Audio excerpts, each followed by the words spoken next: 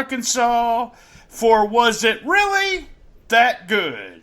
With my co-host, Gene Jackson. What the hell's going on, Gene? Hey, where are you at tonight, Gene? I know you're all over the United States right now. I am currently sitting in a Hampton Inn in Dublin, Georgia. I thought you was going to say Dublin, Ireland there for a minute. No, I'm not international yet, but how ironic that all these months and the last couple of years of us doing podcasts together, and you were in the Eastern time zone and I was in the Central one. You finally moved back to Central, so I take my ass to the Eastern one just to screw things up. Well, with this is coming out in September. It was supposed to come out in August, but you know what? We've been so busy with everything in real life, I wasn't able to catch up with you with the move, and then you're doing some stuff, and for your shoot job, that's what we like to call it, yes. In the business, shoot job. So what we're going to do... proud to have one at this point. Amen. Yeah, we just talked before we went on air. I just have to keep my mouth shut sometimes to keep my shoot job, so you can't live on pennies. So a couple months back, we actually went over and we looked at WWE Raw on 7/20/19. 7/20/1998. How's that? And we said, hey, wouldn't it be awesome? We just go over and we'll watch Nitro that was airing the same night and see, was it really that good? So, Jesus, what was your word last episode? It was word of the episode. Oh. Convoluted. Yeah, that's the one. Oh, my God, is all I can say about this. As y'all can tell, but there's some good things, but jeez, they throw a lot of shit at you, Nitro. You know, when we watched Raw, having not watched any of these in so long, I remember thinking when we finished the episode and we decided we were going to go watch the Nitro from the same night, I thought, well, you know, Nitro, I don't remember it really being that convoluted. This will be a lot simpler and easier to follow. But, man, I forgot that by 98, WCW was just as bad. Holy crap. It was. I mean, it started out, they showed some clips where Hall and Nash are fighting. They're into it. Here's my problem with the whole 3 hours. They're showing clips all the time. So why do you know? I understand promoting what's going on and the storyline, but man, you could give some of the matches, more time instead of we have what happened last week. So Hall and Nash at this point, I guess Hall's the babyface, Hall's the heel, Oh. Nash is the babyface. Let me say something. I don't think this, to me, I don't think they should ever break these two guys up, ever, when they're in a wrestling company. That's like breaking up Stan and Steve, Yeah, I totally agree. I didn't like this back then when I watched it. Wasn't a fan of it. Rewatching it now. I mean, Hall and Nash helped spark this whole big, run for WCW, and to go split them up was just, I don't know what the hell they were thinking. And like I say, it doesn't play any better now than it did back then. No, Hall comes out, does the interview, it's just real basic, and at this time, I don't know whether this was when he was like in and out or really messed up all the time. I know that's part of the storyline, so we got a little bit of the interview later on with Nash, and Nash is talking about, Hall's got problems and all that, so I'm not sure this was really after he came back or what. I just remember hearing in the shoot interview one time, Scott Hall said, hey, the best way to get yourself over is being drunk on TV is to be drunk on TV. So I think it was the angle, but I think it was a bit of a shoot too. So. Oh my God, yeah. I just, backstage after this show, all I could think was that they were just running around. I told the wife, I said, they were just getting to the show and running around and going, let's do this, let's do that, let's do this, let's do that. And Bret Hart, who we'll talk about in a little bit, just looks so totally out of place here. We had a Stevie Ray squash at first. That was our first match. Chavo came out, ended up with Stevie Ray still had the TV title, even though he said he did. There's all kinds of stuff going on with him and Booker T. They're splitting him up, too, which is so stupid. So there's a lot of stuff going on there that that I didn't really understand. I was like, okay. You talk about convoluted. I mean, they're trying to the commentary is trying to explain how Stevie Ray's a TV champ, but then he just said he left the belt because of some controversy with Booker T, and then Chavo Guerrero shows up with the belt, and then Stevie grabs the belt from him, but then he's hiding it behind his back. And it's just like, what the hell is this? Like, right out of the gate. And I love Chavo at this time. He had the horse with him. I just love that. And then we go back to last week, setting it up an angle where Bagwell's out in the chair, Rick Steiner's out there, and Hogan, which I love this, pushes the wheelchair and Bagwell goes tumbling. It's typical. We just did a cliche episode, Cool Kids Countdown cliche episode, and we talked about this. It was like every time you see a wheelchair, you know something's going to go wrong, and you know, which we'll tell just in a few minutes, but that was episode 249, so you always know something. The person in a wheelchair is a heel, so why the hell? What's going on there? If we just to screw with everybody, if we ever book a show, Brian, we got to bring somebody out in a wheelchair holding a birthday cake, and then it's going to be like, oh my God, what calamity is about to take place? Oh, I love it. Then we had the other cliche too later on with somebody on a stretcher and they hit them. So yeah, there you go. So we did that. We set this up for a little bit later. What came out? Chris Jericho came out for an interview, and I fucking loved it. Yeah, this is where Chris Jericho's career really started to take off right here, and he really started to get his personality over. And sometimes you forget just how much fun stuff and fun promos that he did in WCW before going to WWF back then. Yeah, I think this was when, like you said, all of a sudden he decided he could be a character. Good stuff. Just a very, very good interview. Calling Mean Gene Mean and stuff like that. I just thought that was hilarious. We had Hall come out again. Then we had something. All of a sudden we had a wrecked car, which was way above everyone's head. It was a joke about Jay Leno, but no one really got it. I mean, even the announcers had a hard time just telling us what the hell that was about. But poor O'Shavani was pimping it as hard as he could. How many times during, I'm jumping ahead a little bit, but my God, how many times during Bischoff's terrible bit could he say, he's stealing the jokes from Friday Night's Tonight Show? I hope he got a bonus for trying to get that turd of an angle over. Oh, God, that was horrible. First, we had Mongo, speaking of horrible, and Sick Boy. And then they did an angle where Bring the Horseman Back, where they showed Malenko trying to get him to bring the Horseman with Benoit. A guilty pleasure of mine was Mongo. So I know that's, you probably crack up about that. But didn't we have Raven actually, no, Raven didn't interfere in this match. He interfered in the Saturn match later on. Right. But yeah, this was just, man, I'm not going to say we could have a better match, but I think we could come close to having a better. But for some reason, I loved Mongo. I just had to keep telling myself every time Mongo wrestled, at least he ain't on freaking commentary. Those early Nitros were hard to listen to, man. Good God. Bobby the Stain. That was his big line. Bobby the Stain. That was his hilarity.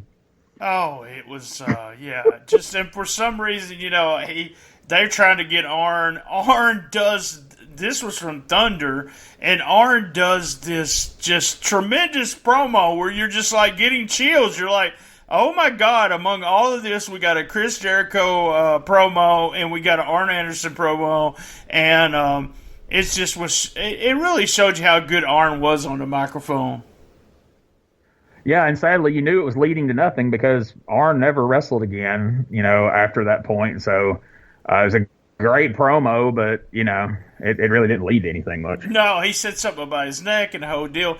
I've listened to Bischoff's podcast a little bit. He really talks about when they Thunder and having so much television on at this time kind of being, what the hell are we doing? There's so much to do and so much time to fill. What are we doing? So that reminds me, Bischoff comes out trying to act like Jay Leno in one of the worst segments I've ever seen in professional wrestling, and I seen Willie the Clown one time on an independent show. He actually, they showed this almost 3 times completely. That was what was most disheartening. It's like, all right, you aired it live, and oh my God, he died a horrible, brutal death. And so we replay it 2 more times. It's like, good God, people. I mean, I understand where they were going with Leno in the future and all that, but my God, it was. And if those are the jokes that Leno told on Tonight Show, my God, it's a wonder he stayed on TV as long as he did. Well, it's all about delivery, man. You know that. You're a comedian in training. You know, it's about the delivery. I thought it was horrible. The wife was watching and she said, "Is that really supposed to be that bad?" I said, "In my mind, I think it is supposed to be that bad, but it just was. Oh, it was horrible." So they started showing the Nash videotape where Nash was real serious, talking about his friend having problems, and I actually liked this promo. And then all of a sudden you see Hall, which we knew was going to happen. Hall grabs the videotapes. There's only one tape of that interview that exists. Yes, kids. Back in those days, on both Nitro and Memphis television and Mid-South, there was only one tape in existence, and if the heels took that tape, you were fucked. Or you could have the videotape around all the time and use it for collateral against something. So, you know, that was always a fun thing to do. So this led to Hall and then Nash and Hall fighting outside all over all the trailers that were out there. Looked like, you know, a trailer park in Mississippi or something. But they were... I just kept shaking my head. Why are you putting these 2 guys against each other? Is what I just could not come up with a reason why they wanted to do this. Well, everybody knows if you're going to have wrestling around a trailer park in Mississippi, you're going to have a bunkhouse fight in the bed of a 18-wheeler. That's how you have. And if you do, you're going to have Hollywood Jimmy as part of it too. That's right. But you're going to fake it and actually do it in Georgia. That's a whole other podcast. There you go. All right, guys, we're going to take a quick commercial, and we'll be right back. All right, we're back from commercial. We want to thank our sponsors. Gene, we have Bret Hart coming out, and Bret Hart, God, he just looks out of place, right? I mean, is it just me, or, I mean, you always see him on WWE, so I think that's part of it, but he just looked out of place here. I was a huge Bret Hart fan back in the day. I was a fan of the Hart Foundation in the 80s, in the 90s. I loved the whole heel run of the Hart Foundation with Pillman, Bulldog, and Anvil and all that. I loved the whole playing the hero in Canada and being the heel in America. Just great stuff that had not really been seen outside of Lawler doing that in Memphis and Texas. But not one thing that he did in WCW, and I was a WCW fan, but not one thing he did in WCW landed for me. It all just felt off. He felt out of place. He didn't that intensity and whatnot, you know, that you saw from him in WWF just was never there. I just felt like he wasn't into any of it. Just I don't know, man. This was no different. Just looked out of place to me. I never was a huge Hart fan at first, but I remember, funny that we talk about Nash during this whole episode, I remember seeing him against Nash in a match, and him making Nash, Nash looked like $1 million, and then I seen Nash with somebody else, and it was like, God, Nash is horrible. And then I remember Bret had made him look like $1 million, and I was like, well, I kind of see what everyone sees of Bret Hart now. So this is Bret Hart, and this bothered me, and I don't know why, but someone beat up DDP, and Conan's out there, and they keep saying, I wonder who beat him up. Well, Conan's beating him up. I mean, who beat him up? Well, I don't know who beat him up. So this is all about the plan for the U.S. title, for the main event, and it's going to be Hart against DDP, and I'll talk about what really bothered me about all this. But we hear about this from that point on. I mean, they don't talk about nothing else, and then they never really give us a match, so it's just really shitty to me. Sonny Ono, that sneaky freaking Japanese guy. See, another cliche here. Nagata was there. Nagata looked so young because I'm used to him being G1 about 4 years ago. He was a solid match with Saturn. They didn't get a lot of time. Then Raven comes out and actually causes Saturn the win. So Nagata wins. And Raven looked good here. I forgot, I'm sure he wasn't clean back then, but just I've only seen him in recent stuff, and forgot that there was a time when Raven was in shape and looked somewhat vibrant, and he had an interesting run in WCW that's worth talking about at some other time. But we got a lot of ground to cover here. But. Everybody was there just collect a check. There was so much money going on there. And then, let's talk. Canyon makes the save. Talk about somebody just freaking awesome. He does all kinds of moves. That pile driver on Kidman from the second rope, I thought he actually killed Kidman. Then Saturn turned on Canyon, who was helping him. Yeah, just, man, so they much did that twice turning. All the turning and not delivering on matches and replaying everything 100 times. It's not to spoil the ending here, but anyway. Hart, they show an interview with Hart from last week. Another, always good on the microphone. It was a good interview. Then we had Sting and Nash, who were the tag team champs at the time, putting their belts against I put Show, but he was the Giant. And Scott Hall. Brian Hildebrand, my friend Brian Hildebrand was actually the referee, which was really cool. Something I noticed here, it's like throughout the whole show, but really right here when they had stars wrestling, was the difference between the sound that I think we mentioned this on Raw too, the sound that the crowd was making compared to the sound the crowd is making now. It is a total different thing. It's like those guys are over, and now it's like people are just coming to an event. Sting, Nash, Show, and Hall were all over. The crowd was nutty. Yeah, they really were. And I was never a big fan of Wolfpack Sting. I don't know, the red face paint looked weird, and like in this instance, he's out there in black jeans, and I don't know, just Wolfpack Sting just did not sit well with me. Well, hey, y'all heard it here, right here. Wolfpack Sting was not Gene Jackson's favorite, so there you go. I actually like Wolfpack Sting. So I was a closet. I wasn't in the closet, but I was a closet Sting fan. I did call him Stink for a long time until he turned into the Crow character. I was a huge Sting fan from Surfer Sting straight on through. The red face paint and the goatee just looked weird to me during this stage, but. Man, the Sting and Vader feud is like one of my all-time favorites from when I was a teenager.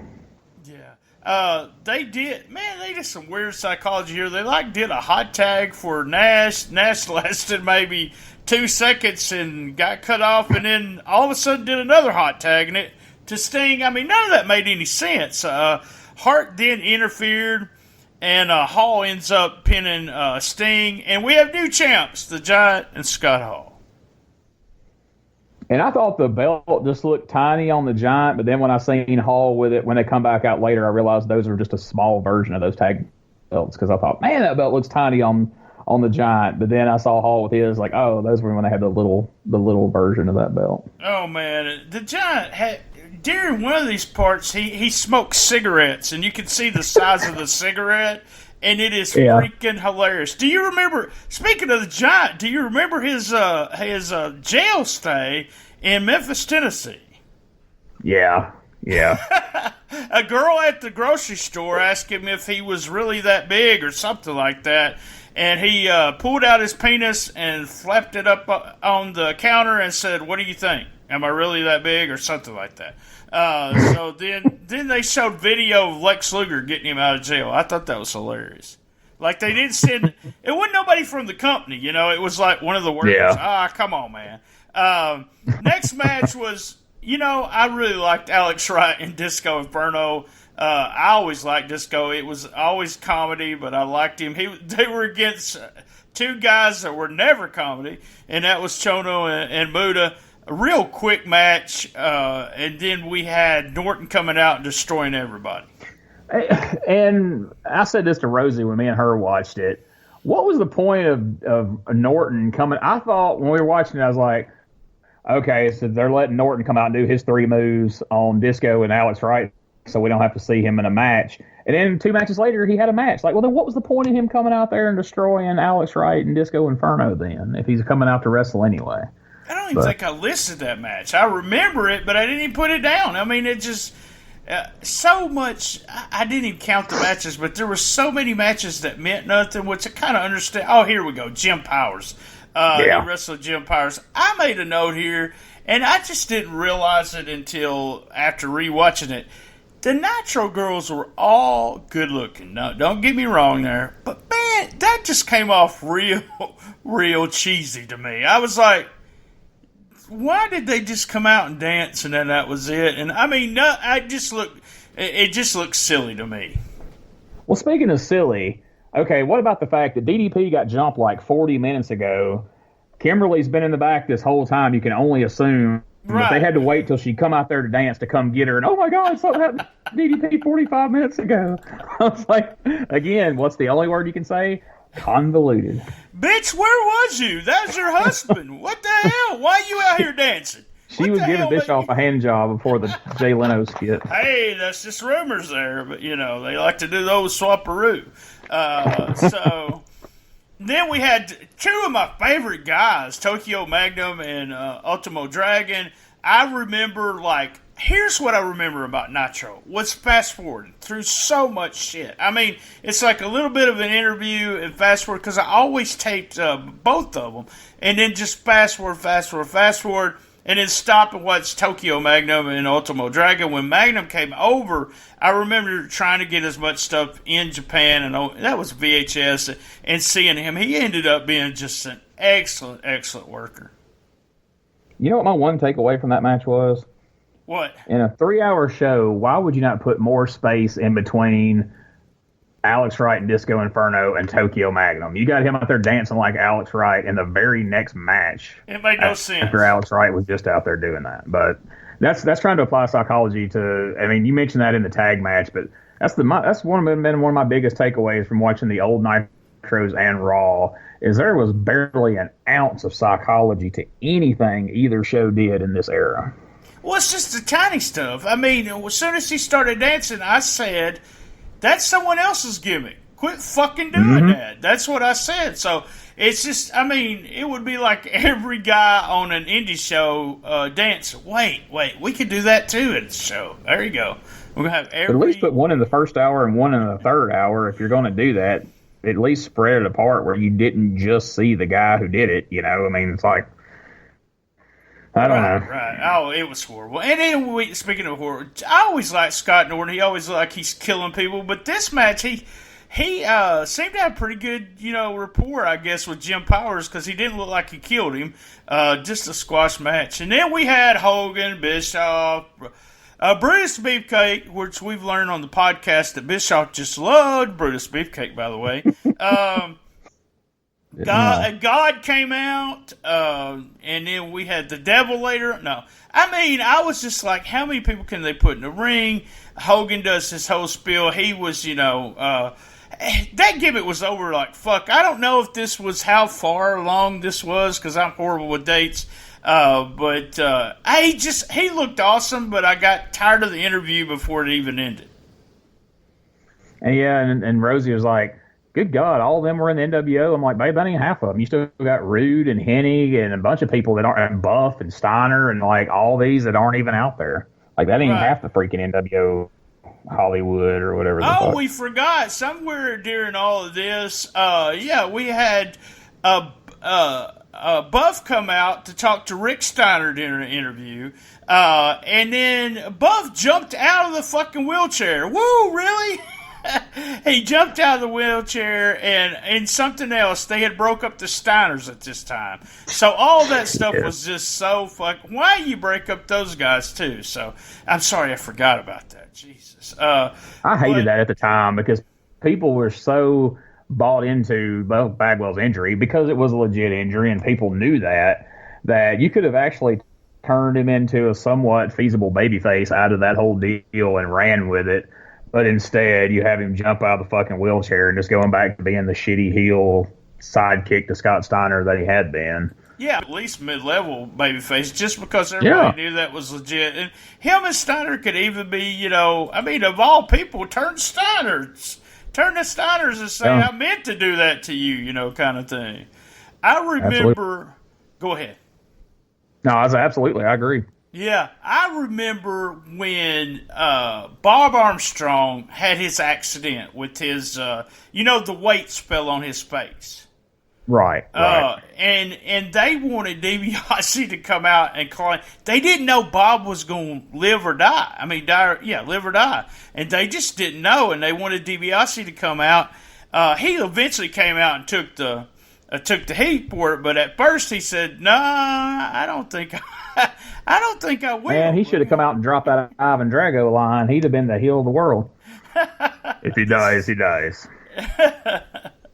So next we had Conan against Eddie Guerrero. Eddie Guerrero is the greatest wrestler ever lived because he had a decent match with Conan. I love Conan's podcast, and Conan even admits he was never a good wrestler, never really trained professionally. But Eddie called everything. Chavo interfered, and I can't remember the finish. He interfered, and then we had a DQ. We had a DQ because the horse got involved. So yes. Just silly. I mean, Eddie. If you had Eddie Guerrero, I would always put him in there with somebody that could go 100 miles like him. But yeah, he had a decent match. A few really fun spots with Conan. Next, we had Luger against Hennig. Rude was there. I loved Hennig and Rude together. Yeah, they were a fun pair, and you knew they had that legitimate, Minnesota connection, and they were. They were a good pairing. It's just a shame. I don't know that. I just don't think with all the other people there and all the other stuff going on, that Hennig never really got a chance to get over as much as he could have if he wasn't stuck in the big, ginormous NWO mix all the time. Oh yeah, I agree too. He did. They did the referee bump, perfect plex for the win, and then Luger ended up doing, which I thought was crazy because Rude was hurt at this time, but he was doing, or he was faking he was hurt.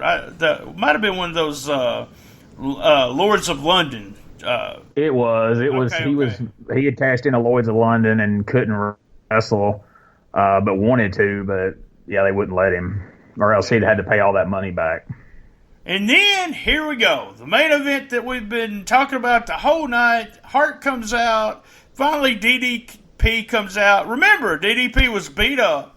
So he has a bunch of tape around his ribs, his knee, his eye, all kinds of stuff. And Hart is going against DDP. And guess what happens? You got it. Hart puts the sharpshooter on him. 1, 2, 3. No, he passed. Does he pass out? I think he passes out. Yeah. Or he gives up. Yeah. I had a problem with this. I usually don't have a problem, but I had a problem because to put Hart over, nothing against DDP because they did a good job getting DDP over, but Hart just beat somebody that was already beaten up really bad. So why not go out there, have a 20-minute match, and DDP almost beat him, but Hart does beat him because they spent all this time getting DDP over as, DDP could win. So it would look better that way. Now it looks like Hart's a big coward, which is what heels do. But still, like I said, you're right about Hart. Nothing they did with Hart here made any sense whatsoever.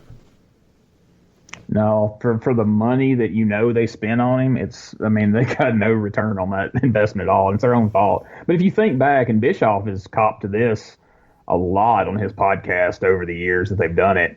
If you think back through the years, and you can go back into the 80s up to the end, that was WCW's weakest thing was finishes. Like, they would build great angles and just completely shit the bed on the finish most of the time.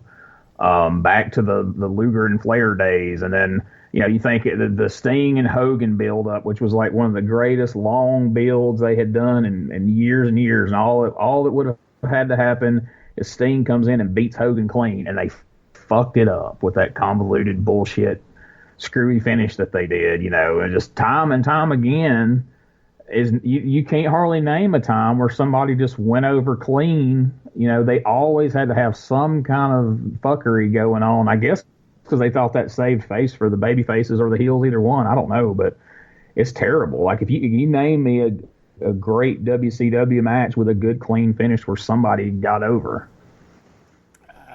And it had a lot to do with Hogan's having so much creativity. And then, you know, in Bischoff's ear all the time, Bischoff just being a mark for Hogan. I mean, he was Hogan, so what the fuck, you know? I mean, if you're going to hire Brutus Beefcake, you'd hire anybody. So, all right, so Gene, I'm going to ask you, was it really that good? Not really. Not at all. There was the Jericho interview. I will go with the Jericho interview, the Bret Hart interview from the week before. What else? I liked the Nash thing, but we didn't get to see it. And maybe Tokyo Magnum against Ultimo Dragon, but and I got to see Eddie Guerrero. But other than that, just not good at all. And it's really crazy that we watched these two shows, and wrestling was so hot at that time. And then people say, well, Raw's horrible now, blah, blah, blah. Man, I don't know if you could get, I mean, at least there's, I don't know, man. I don't know if it could get this bad. I really don't. That's what's funny, because everybody's like, oh, AEW comes around. I hope we relive the glory days of the Attitude Era. But really, these shows do not hold up, Brian. They really don't. I mean, you can find a good one here and there, but overall, that time period, the shit does not hold up. And most of the good stuff, like you just said, is promos on both shows. It's hard to find good matches on those shows back during this time. You find some good promos, you find some good angles, but there was not a hell of a lot of good wrestling going on there. Yeah. Not at all. And, you know, we would have to look at some of the pay-per-views during this time to see what was going on. All right, guys. Thank you, Gene, for joining me. Thanks, all the listeners. We had a fantastic August, and I appreciate all the downloads, the listens, and everything that you do to help out here. Same bad time, same bad channel on the best little wrestling podcast in the business. Be there. And as Gene knows, I love my mama.